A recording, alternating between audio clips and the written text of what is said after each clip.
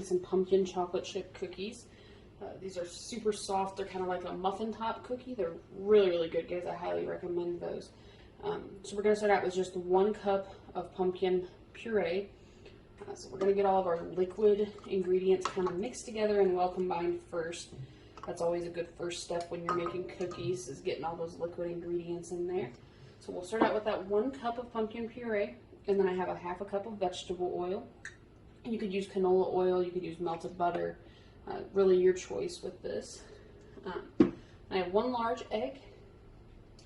Go ahead and start getting this stuff well combined in here, that way we have less splashing. Just turn that on. This is, the recipe calls for 1 teaspoon of vanilla and 1 teaspoon of milk. It's probably about 2 teaspoons of vanilla, if I'm honest. I don't really think you can ever get too much vanilla when baking. That's not really something that I really think you could do. So I often don't measure my vanilla. And then we're working with, it called for 1 cup of granulated sugar.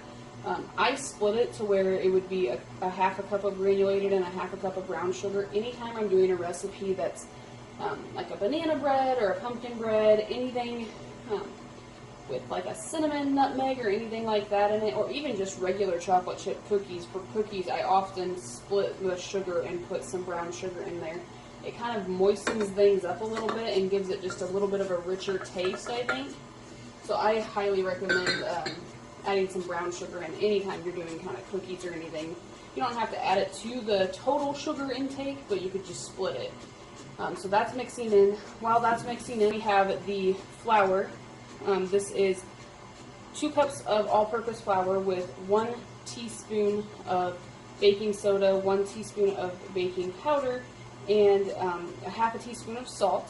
If you were using all-purpose flour to make these, you would not have to add the baking soda, salt, or the baking powder. I'm also using, it called for 1 teaspoon of cinnamon, and I went ahead and did 2 with my pumpkin recipes or any kind of cinnamon or banana breads or like zucchini breads, anything like that. I usually add extra cinnamon. I guess not to banana bread, but for zucchini bread and pumpkin bread and any recipes like that, most definitely. So we're going to go ahead and get the dry ingredients in there now that the wet ingredients have started to mix and they've combined well.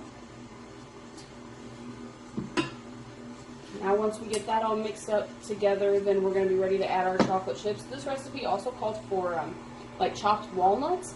I particularly don't care for chopped walnuts, but I'm sure that they would be a good add-in to these cookies.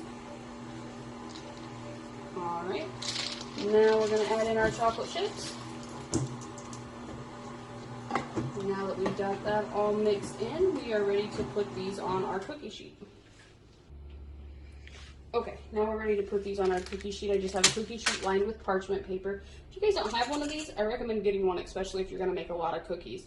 They come in a variety of sizes. You can usually pick them up right at Walmart, Target, or anywhere like that. They just are going to help you, especially when you have these softer cookie mixes, to just scoop them out easily without making a mess on your hands. And then all your cookies are close to the same size, which is nice for baking purposes too. You make sure everything is evenly done.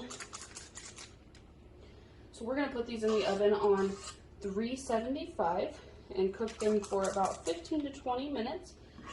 Once we get them all set, then we can enjoy our nice pumpkin cookies. You guys let me know what you think about this recipe, and if you try it, post pictures. Feel free to comment, say things that you've done different, and let me know what you guys think about this.